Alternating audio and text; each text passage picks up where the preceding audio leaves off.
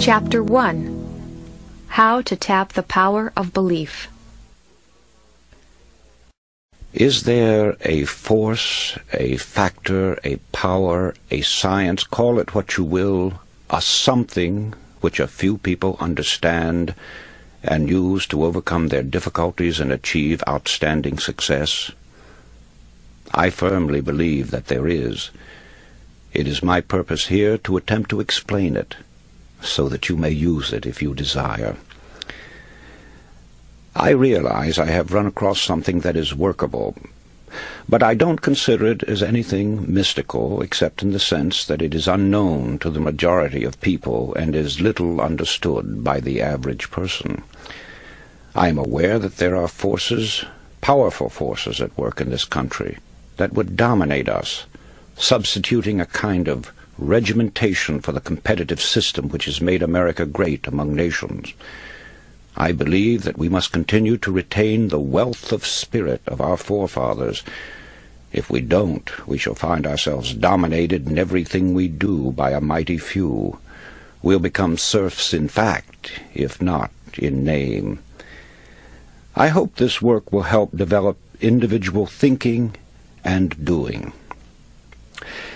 Some may call me a crackpot or a screwball. I'm well aware of that. Let me say that I am past the half-century mark and have had many years of hard, practical business experience, as well as a goodly number of years as a newspaper man. I started as a police reporter. Police reporters are trained to get the facts and take nothing for granted. Apparently I was born with a huge bump of curiosity. I've always had an insatiable yearning to seek explanations and answers. This yearning has taken me to many strange places, brought to light many peculiar cases, and has caused me to read every book I could get my hands on, dealing with religions, cults, and both physical and mental sciences. I have read literally thousands of books on modern psychology, metaphysics, ancient magic, voodooism, yogism, theosophy, Christian Science, unity, truth, new thought, and many other dealings. It's what I call mind stuff. Many of these books were nonsensical, others strange, and many very profound. Gradually, I discovered that there is a golden thread that runs through all the teachings and makes them work for those who sincerely accept and apply them. That thread can be named in a single word: belief. It is the same element or factor, belief, which causes people to be cured through mental healing, enables others to climb the ladder of success, and gets phenomenal results for all who accept it. Why belief as a miracle worker is something that cannot be satisfactorily explained, but have no doubt about it. There's genuine magic in believing. The magic of believing became a phrase around which my thoughts steadily revolved. I've tried to put down these thoughts as simply and as clearly as I could, so that everyone can understand. My hope is that anyone who listens will be helped in reaching their goal in life. I would like to start by relating a few experiences of my own life, with the hope that by hearing them you will gain a better understanding of the entire science. Early in 1918, I landed in France as a casual soldier, unattached to a regular company. As a result, it was several weeks before my service record, necessary for my pay, caught up with me. During that time, I was without money to buy gum, candy, cigarettes, and the like. Every time I saw a man light a cigarette or chew a stick of gum, the thought came to me that I was without money to spend on myself.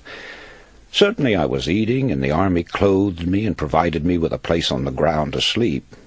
But I grew bitter because I had no spending money and no way of getting any.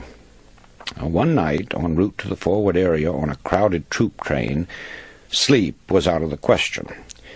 I made up my mind then that when I returned to civilian life, I would have a lot of money. The whole pattern of my life was altered at that moment.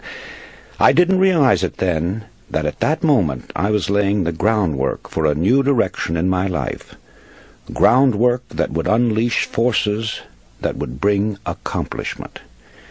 As a matter of fact, the idea that I could, with my thinking and believing, develop a fortune never entered my mind.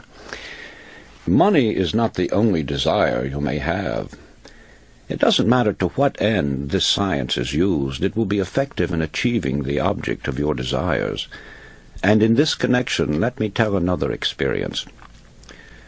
Some years ago, I decided on a trip to the Orient and sailed on a ship called the Empress of Japan. Something was working for me on that trip. I had no claim to anything but ordinary service.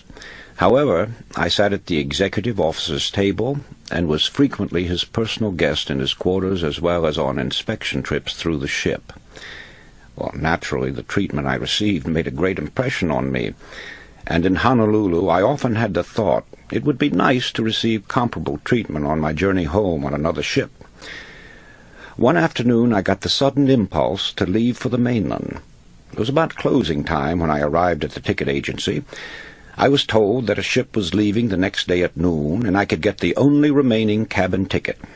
I bought it, and the next day, just a few minutes before noon, I started up the gangplank.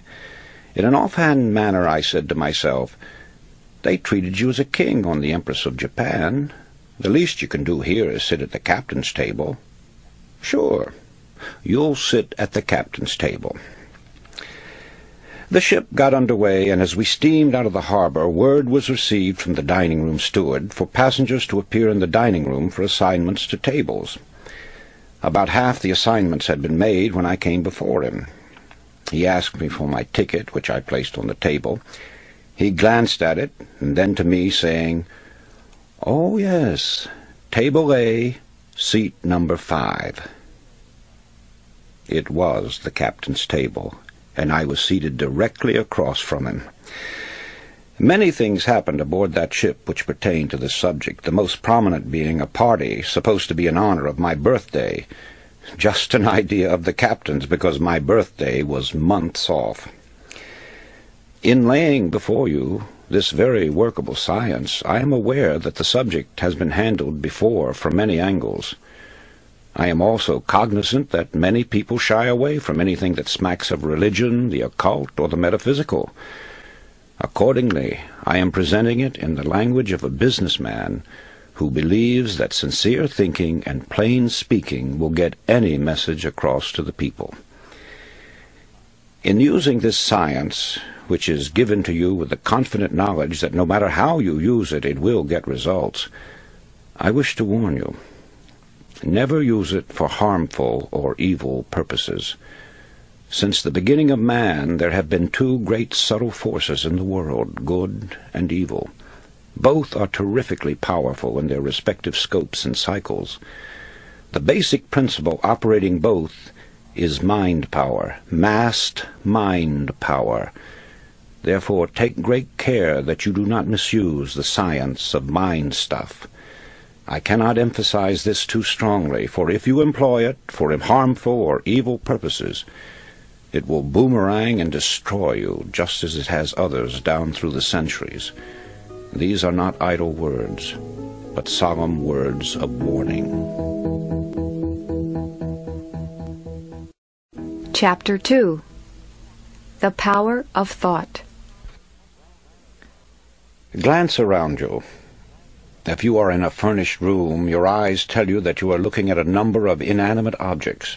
Now, that's true so far as visual perception is concerned, but in reality, you are actually looking at thoughts or ideas which have come into materialization through the creative work of some human being. It was a thought first that created the furniture, fashioned the window glass, and gave form to the draperies and coverings. The automobile, the skyscraper, the great planes that sweep the stratosphere, the sewing machine, the tiny pen, 1,001 things, yes, millions of objects. Where did they come from originally? Only one source. From that strange force, thought. As we look further, we realize that these achievements, and in fact all our possessions, came as a result of creative thinking. Thought is the original source of all wealth. all success, all material gain, all great discoveries, inventions, and of all achievements. With that in mind, it becomes easy to understand that a man's thoughts make or break him, and Shakespeare's words become more intelligible. There is nothing either good or bad, but thinking makes it so. Many people feel that success comes with hard work.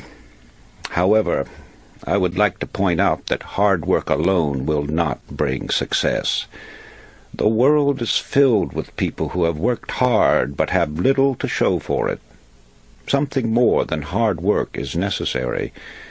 It is creative thinking and firm belief in your ability to execute your ideas. The successful people in history have succeeded through their thinking.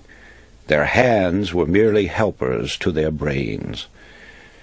Another important point is that one essential to success is that your desire be an all-obsessing one, your thoughts and aims be coordinated, and your energy be concentrated and applied without let-up. It may be riches or fame or position or knowledge that you want, for each person has his own idea of what success means to him. But whatever you consider it to be, you can have it, provided you are willing to make the objective the burning desire of your life. A big order, you say? No, not at all. By using the dynamic force of believing, you can set all your inner forces in motion, and they in turn will help you reach your goal. Now that you have a clearer idea of the part that thought and desire play in your daily lives, the first thing to determine is precisely what you want. Starting in with the general idea that you merely want to be a success, as most people do, is too indefinite. You must have a mental pattern clearly drawn in your mind. Ask yourself, where am I headed? What is my goal? Have I visualized just what I really want? If success is to be measured in terms of wealth, can you fix the amount in figures? If in terms of achievement, can you specify it definitely? I ask these questions, for in their answers are the factors which will determine your whole life from now on. Strange as it may appear, not 1 out of 100 people can answer these questions. Most people have a general idea that they would like to be a success, but beyond that everything is vague. They go along from day to day, figuring that if they have a job today, they will have it tomorrow, that somehow they will be looked after in their old age. They are like a cork on the water, floating aimlessly, drawn this way and that by various currents, being washed up on the shore or becoming waterlogged and eventually sinking. Therefore, it is vital that you know what you want out of life. You must know where you are headed, and you must keep a fixed goal in your view. Only then will you get what you are after. So, you begin with desire if you ever hope to achieve anything or gain more than you have now. However, as we shall see, there is more to it than mere desire. It has been said that thought attracts that upon which it is directed. Thought attracts that upon which it is directed. It was Job who said, "For the thing which I greatly feared is come upon me." Our fearful thoughts are just as creative or just as magnetic in attracting troubles to us as are the constructive and positive ones in attracting positive results. So no matter what the character of the thought, it does create after its kind. When this sinks into a man's consciousness, he gets some inkling of the awe-inspiring power which is his to use. I cling to the theory that while thoughts do create and exercise control far beyond any limits yet known to man, they create only according to their pitch, intensity, emotional quality, depth of feeling, or vibratory plane. In other words, comparable to the wavelength and wattage of a radio station, thoughts have a creative or controlling force in the exact ratio of their constancy, intensity, and power. Let me try to clarify that. While many explanations have been offered, No one knows whether thought is a form of electrical energy or something else yet to be defined. But I have been an experimenter in that branch of electricity known as high frequency, pioneered by the great genius Nikola Tesla. And whenever I think of thought and its radiations and vibrations, I instinctively link them up with electricity and its phenomena. In this manner they become more understandable to me. All persons living in high altitudes have felt and sometimes observed the electric spark resulting from walking across the room, then touching some metallic substance. That, of course, is a form of static electricity generated by friction. It gives you an idea of how one kind of electricity can be developed through the body. Sigmund Freud, the famous Austrian psychoanalyst, brought the world's attention to the hypothesis that there was a powerful force within us, an unilluminated part of the mind, separate from the conscious mind, constantly at work molding our thoughts, feelings, and actions. Others have called this division of our mental existence the soul. Some call it the superego, the inner power, the superconsciousness, the unconscious, the subconscious, and various other names. It isn't an organ or so-called physical matter, such as we know the brain to be. Nevertheless, it is there, and from the beginning of recorded time man has known that it exists. The ancients often referred to it as the spirit. Paracelsus called it the will. Others have called it the mind, an adjunct to the brain. Some have referred to it as conscience, the creator of the still small voice within. Still others called it intelligence, and have asserted that it is a part of the supreme intelligence to which we are all linked. No matter what we call it, I prefer the word subconscious. It is recognized as the essence of life, and the limits of its powers are unknown. It never sleeps. It comes to our support in times of great trouble. It warns us of impending danger. Often it aids us in what seems impossible. It guides us in many ways, and when properly employed, performs so-called miracles. Perhaps the most effective method of bringing the subconscious into practical action is through the process of making mental pictures, using the imagination, perfecting an image of the thing or situation as you would have it exist in physical form. This is usually referred to as visualization. However, before this visualization can work, you must really believe. I refer now to deep-seated belief, a firm and positive conviction that goes through every fiber of your being. When you believe it heart and soul, as the saying goes. Now call it a phase of emotion, a spiritual force, a type of electrical vibration, anything you please, but that's the force that brings outstanding results. It sets the law of attraction into operation and enables sustained thought to correlate with its object. This belief changes the tempo of the mind or thought frequency, and like a huge magnet, draws the subconscious forces into play, changing your whole aura and affecting everything about you, and often people and objects at great distances. It brings into your individual sphere of life results that are sometimes startling, often results you never dreamed possible.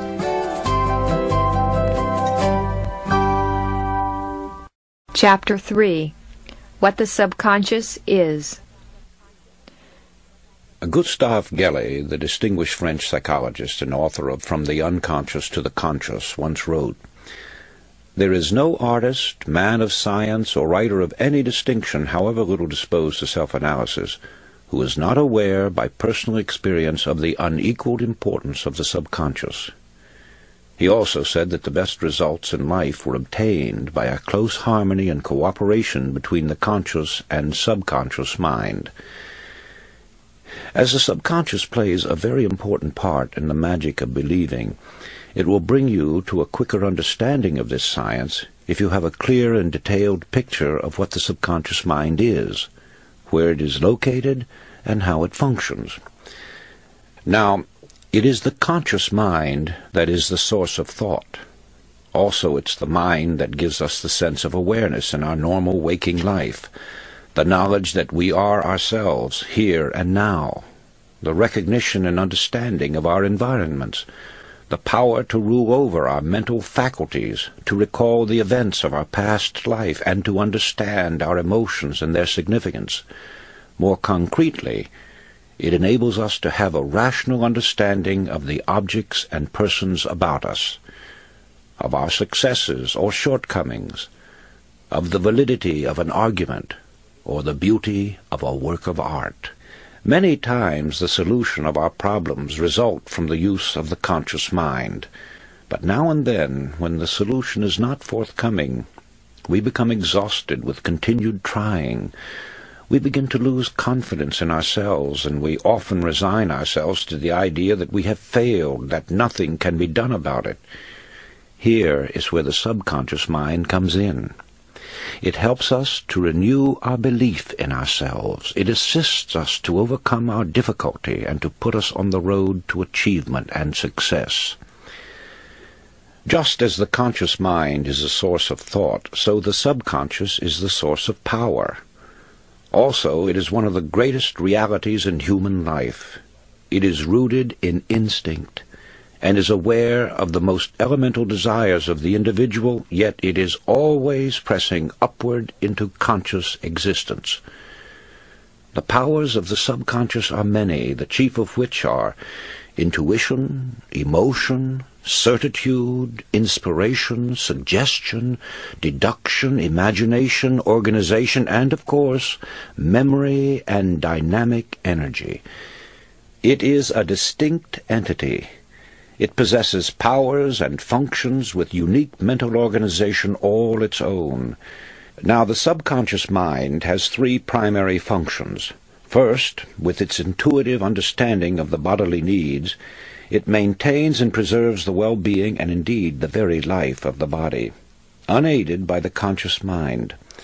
Second, in times of great emergency, it springs into immediate action, again independent of the conscious mind. It takes supreme command, acting with incredible certitude, rapidity, accuracy, and understanding in the saving of the life of the individual.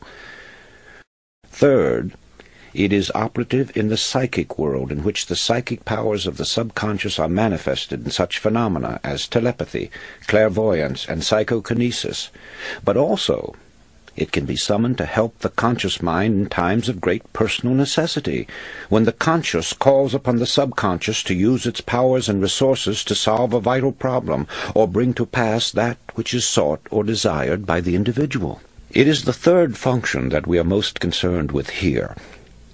To draw upon the resources and powers of the subconscious and awaken it into action, you must first be sure that you are asking for something that is rightfully yours to have and is within your ability to handle. The subconscious manifests itself only according to the capabilities of the person. Then you must have patience and absolute faith. Theodore Simon Jouffroy, the French philosopher, said the subconscious mind will not take the trouble to work for those who do not believe in it. Next, in conveying your need to the subconscious, it must be in the spirit that the work has already been done. So while it is necessary for you to feel and think yourself successful, it is important for you to go one step further and actually see yourself as already successful, either in the performance of some selected task or as actually occupying the position to which you are aspiring. For the next and final step, you must wait patiently while the subconscious is assimilating the elements of your problem and then goes about its own way to work it out for you. In due course, with the flowing of ideas and plans of the subconscious into your waiting conscious mind, the solution of your problem will be revealed to you. The correct course of action will be indicated. You must follow those indications immediately and unquestioningly. There must be no hesitation on your part, no mental reservation, no deliberation. You must receive the message from the subconscious freely, and after understanding it, you must act on it at once. Only by doing that will you make your subconscious serve you and continue to respond whenever you call upon it. However, your problem may be one that cannot be solved in such a manner. Instead of receiving the solution in the form of a blueprint, as it were, you may instead feel some mysterious force urging you at intervals to do certain things that seem to have no special significance or logical connection. Nevertheless, you must continue to believe in the power and the wisdom of the subconscious and obediently perform the seemingly irrelevant things. One day you will find yourself in the position you sought through the aid of the subconscious, and doing the work you envisioned for yourself. Then, when you look back, you will see how the things you were called upon to do all formed a logical line of events, the last one of which was your final arriving, the reward of your sincerest hopes and desires, your own triumphant personal success.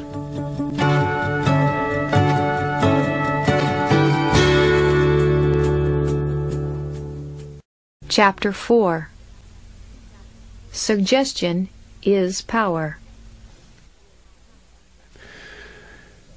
After studying the various mystical religions and different teachings and systems of mind stuff, one is impressed with the fact that they all have the same basic modus operandi, and that is through repetition.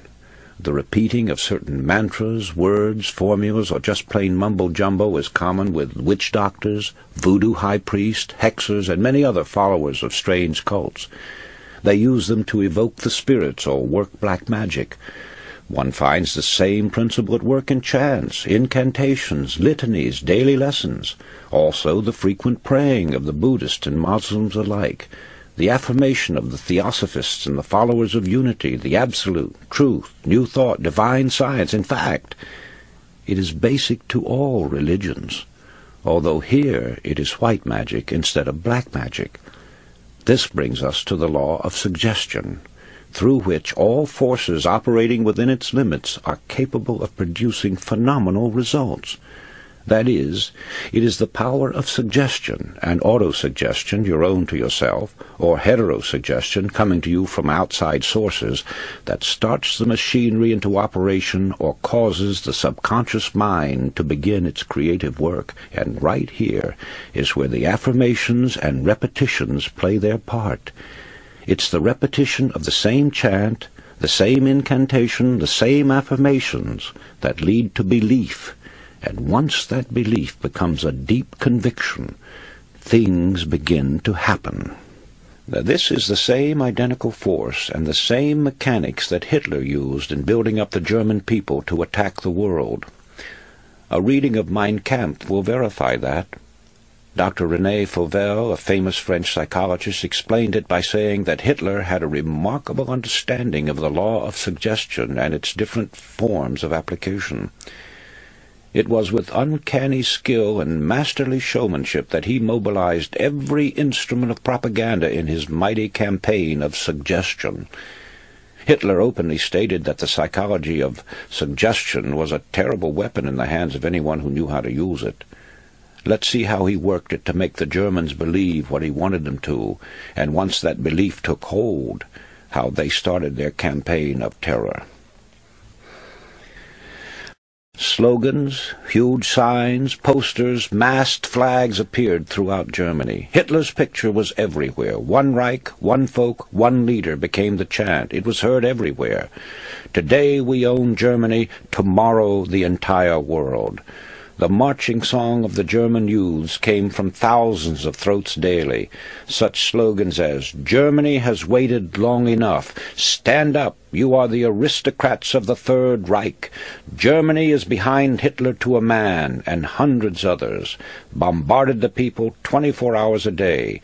From billboards, sides of buildings, the radio and the press, every time they moved, turned around, or spoke to one another, they got the idea that they were a superior race, and under the hypnotic influence of this belief, strengthened by repeated suggestion, they started out to prove it.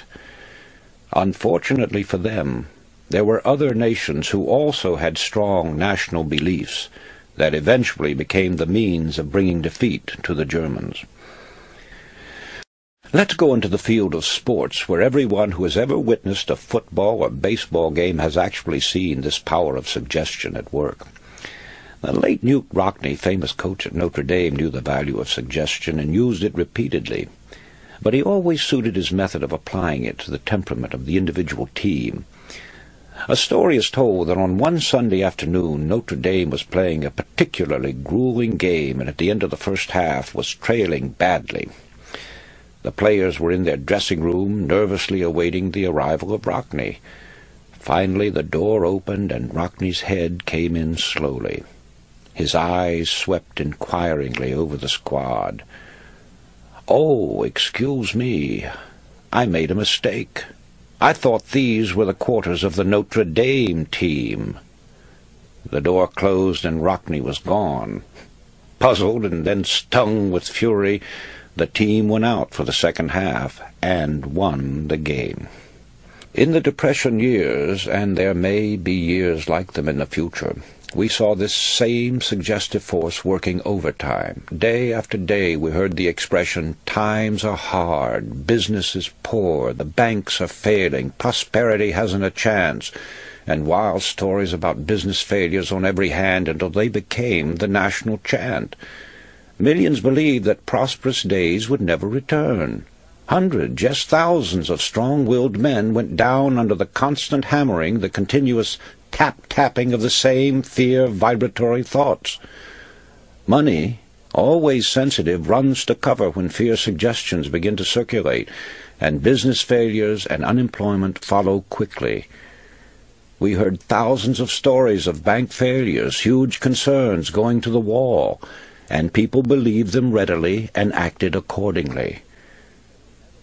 There will never be another business depression if people generally realize that it is with their own fear thoughts that they literally create hard times. They think hard times, and hard times follow. Dr. Walter Dill Scott, eminent psychologist and longtime president of Northwestern University, told the whole story when he said, "Success or failure in business is caused more by mental attitude rather than by mental capacities." Let's consider charms, talismans, amulets, good luck pieces, four-leaf clovers, old horseshoes, a rabbit's foot, and countless other trinkets which thousands of people believe in. By themselves they are inanimate, harmless objects without power.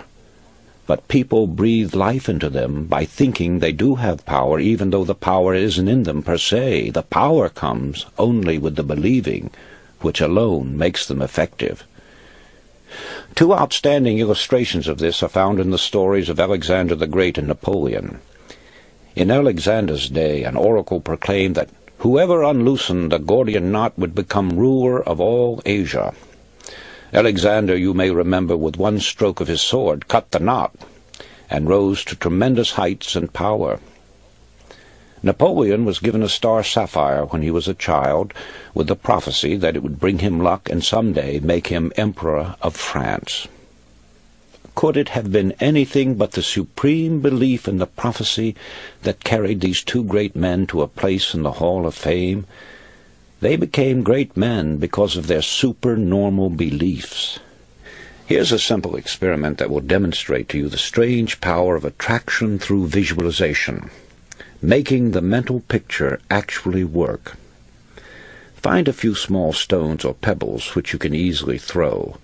Locate a tree or a post of 6 to 10 inches in diameter. Stand 25 to 30 feet away from it. Start throwing pebbles at the tree, trying to hit it. If you're an average person, most of the stones will go wide of their mark. Now stop and tell yourself that you can hit the objective. Get a mental picture of the tree, figuratively stepping forward to meet the stone. Imagine the rock actually colliding with the tree in the spot where you want it to strike. You'll soon find yourself making a perfect score. Don't say it's impossible. Try it, and you'll prove that it can be done, if you will only believe it.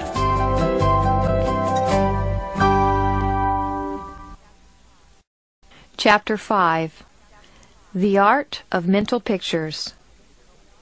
To become the person that you would like to be, you create a mental picture of your newly conceived self, and if you continue to hold it, the day will come when you are in reality that person. Shakespeare said, Assume the virtue if you have it not. Now let's take this great truth and follow some of its implications. In assuming the virtue, you are assuming via your imagination. But here we must make a distinction between daydreaming and a true mental picture or proper use of the imagination. Perhaps there is some genie who will drop $100,000 into your lap or overnight provide you with a mansion luxuriously furnished. I have never had the pleasure of meeting one, but daydreaming or mere undirected wishful thinking doesn't have the power to release the latent forces within you that will bring you the $100,000 or the mansion.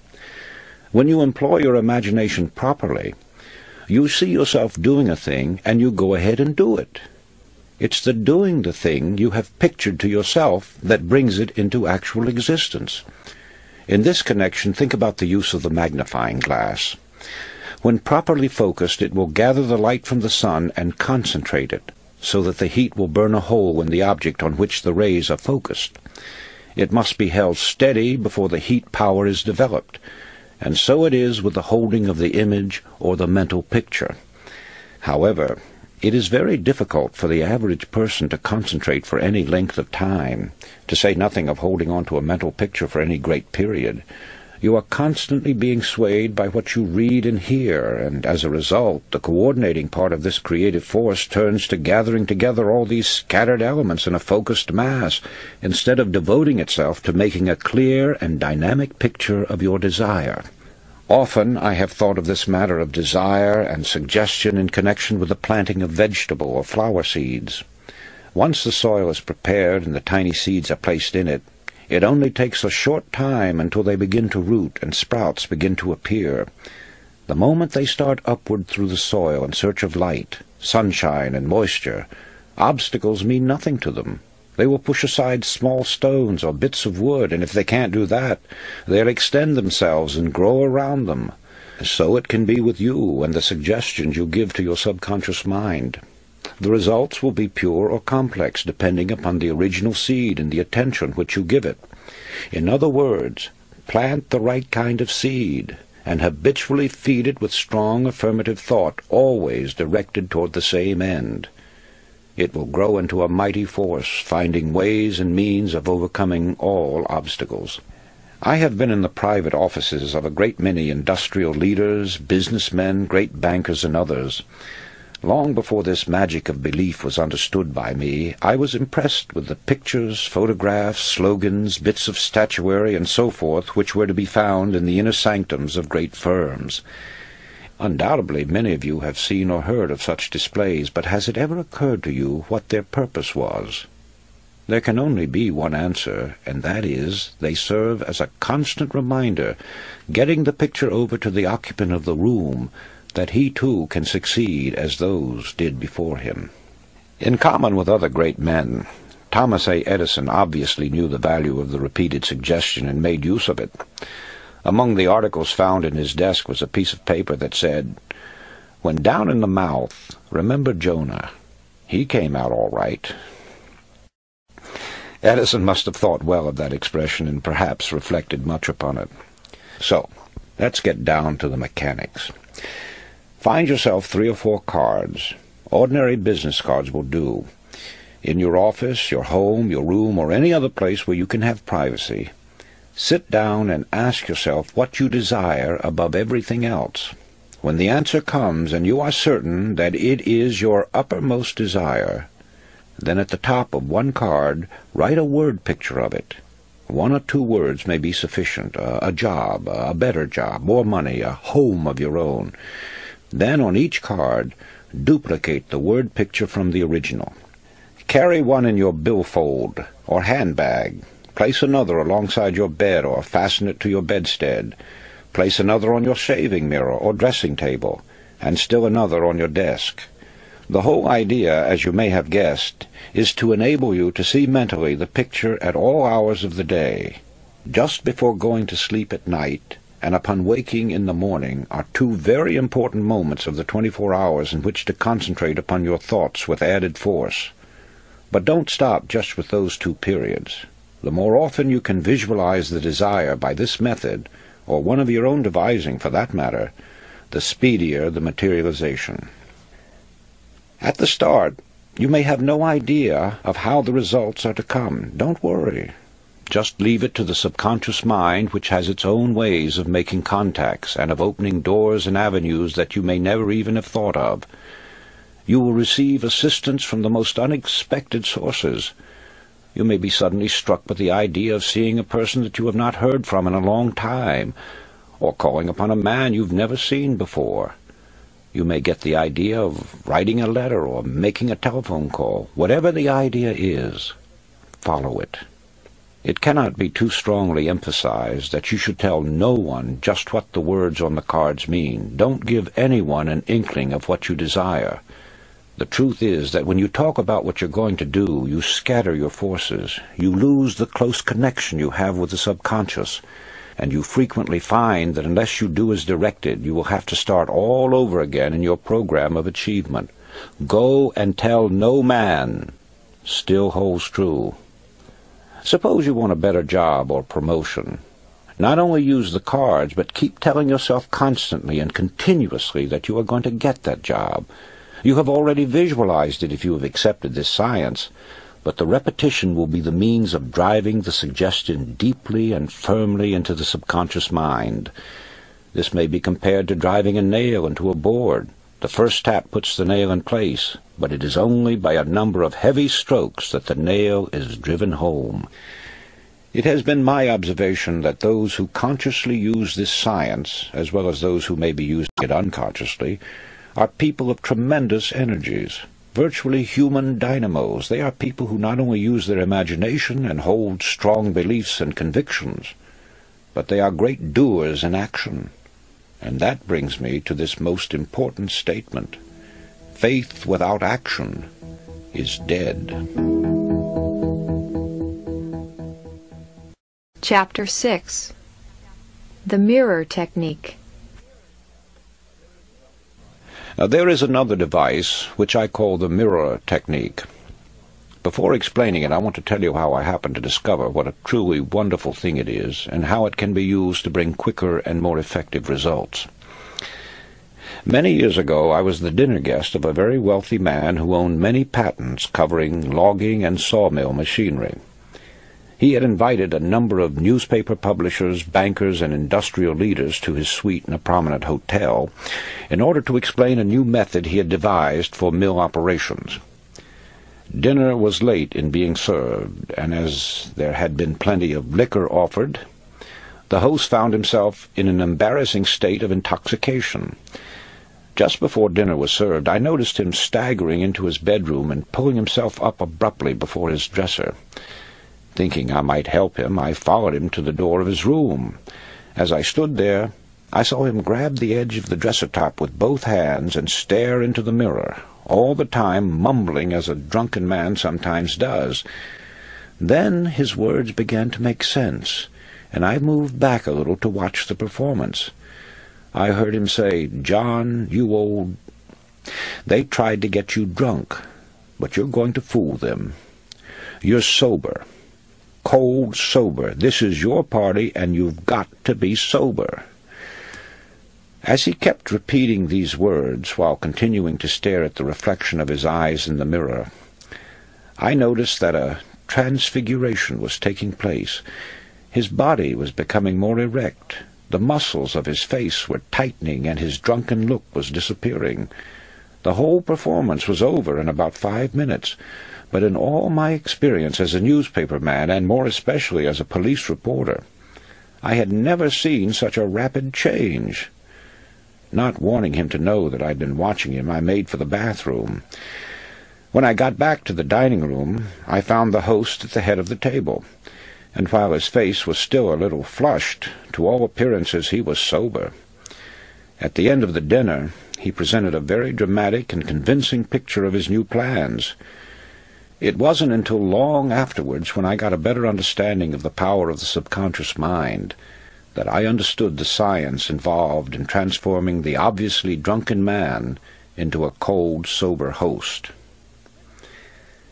Many great orators, preachers, actors, and statesmen have used this mirror technique for years. Winston Churchill, according to Drew Pearson, never made a speech of importance unless he made it before a mirror first. Woodrow Wilson also employed the same technique. It's what I call a supercharging method of stepping up the subconscious forces. This mirror technique gives a clue to the power and magnetism of Billy Sunday, the great evangelist.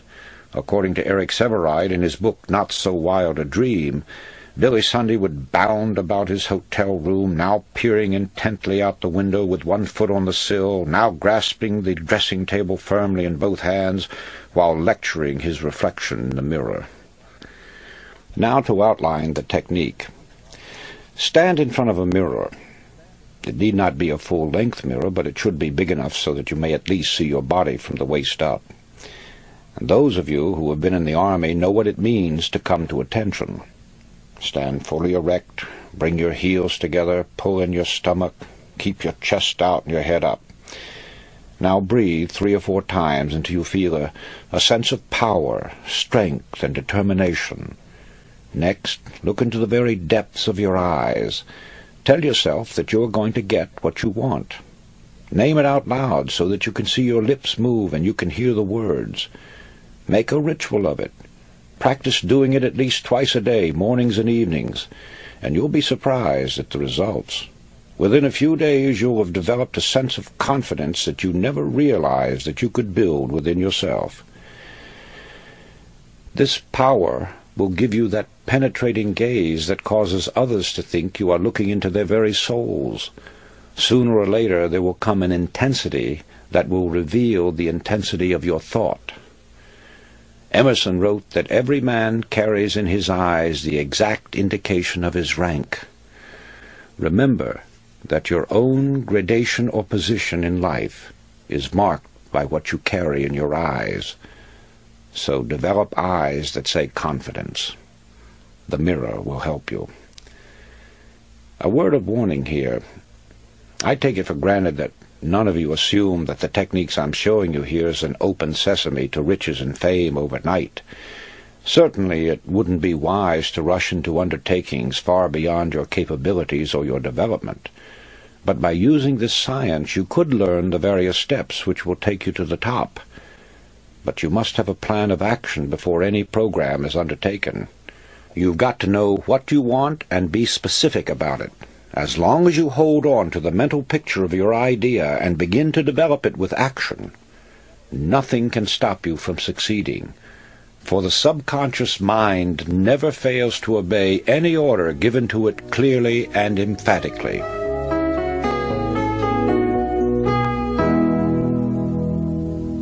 Chapter 7. How to project your thoughts.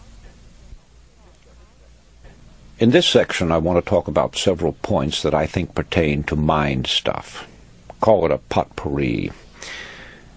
We seldom realize how much our emotional vibrations affect others and how much we're affected by theirs. An extremely nervous person in a position of authority can put nearly every person associated with him into a nervous state.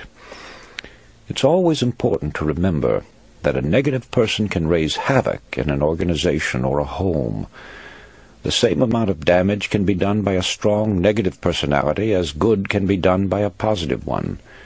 When the two are pitted together against one another, the negative frequently becomes the more powerful. To get a better understanding of the effect of these suggestive vibrations, you need only to read your varying feelings when entering different offices or homes. The atmosphere, which is the creation of the people living there, can be instantly detected as being upsetting, disturbing, tranquil, or harmonious. The vibrations set up by others affect us much more than we realize. We take on the characteristics of those with whom we are more or less constantly associated. If you want to remain a positive type, avoid associating too much with anyone who has a negative or pessimistic personality. This brings me to another point. A person who desires riches must go where the riches are. Alone on a desert island, a man would probably have a tough time eking out a living, to say nothing of trying to amass a fortune. So it is in everyday pursuits. Therefore, if you want money, you have to associate yourself with people who have it or who know how to make it. This may sound rather gross, but the truth is that if it's money you're after, you must go where it is and where it is being spent. Also, you must become personally acquainted with those who have the authority to spend it. If you're a salesman selling advertising, and you know the head of the firm is the man with the final say, it's a waste of time trying to convince minor clerks and junior executives. The same holds true if you're trying to sell other commodities, or what is more important, trying to sell yourself. And finally, the right mental attitude. Being properly attired, keeping your eyes straight ahead and fixed on your goal, throwing around you the proper aura, which is done by an act of your imagination or an extension of your personal magnetism, will work wonders. Theos Bernard, in his Penthouse of the Gods, learned this when he was cornered and stoned by a crowd of natives in Tibet. In his book, he says his first reaction was to fight, but the thought was immediately dismissed when he recalled that he had been taught to assume and maintain his aura. Thus he straightened his shoulders, lifted high his head, directed his eyes straight ahead, and moved forward with a firm and rapid stride. Not only did the crowd give way, but others came forward and made a path for him. When man fully comprehends the great power of his mind and earnestly puts it to work, he will have dominion over this earth and everything on it. You yourself have this inner spark, but it must be fanned until the fire is of white-hot intensity, and it must be constantly stoked, which you do by adding fuel. Ideas, ideas, more ideas, and action.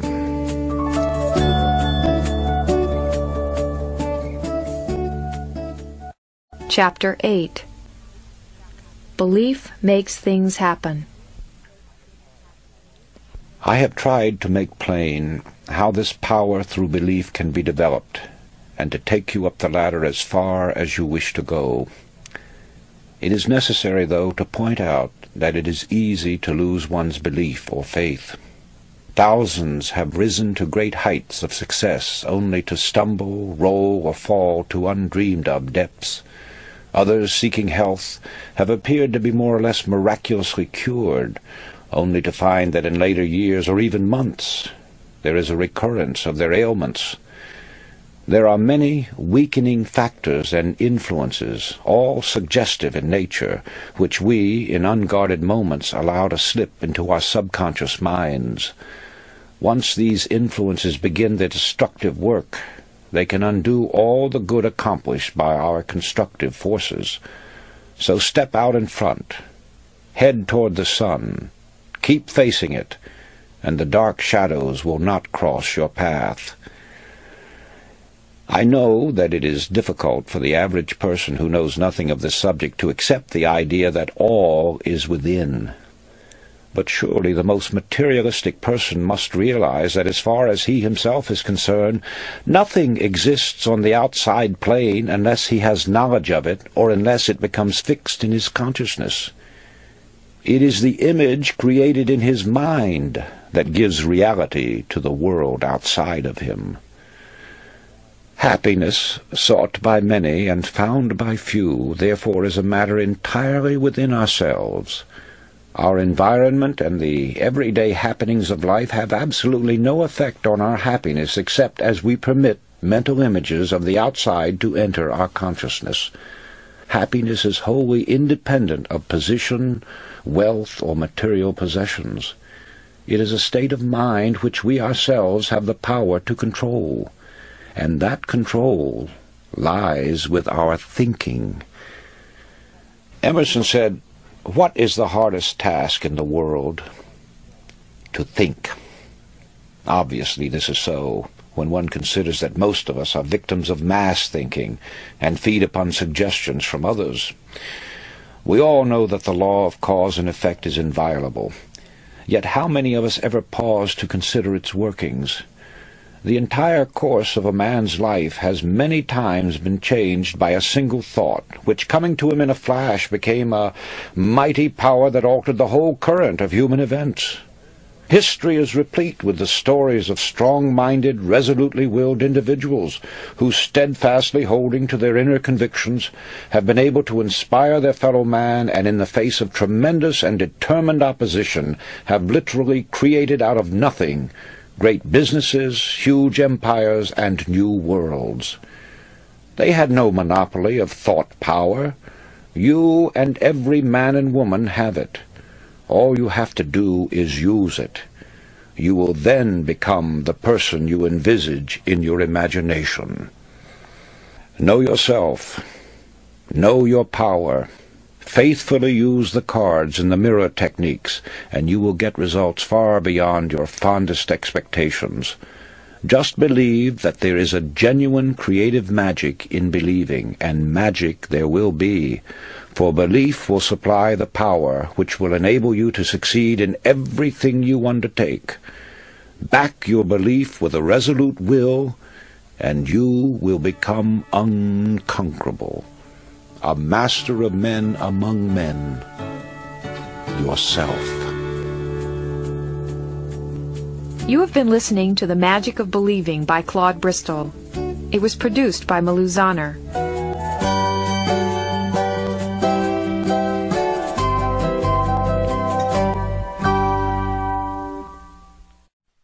The most valuable commodity I know of is information.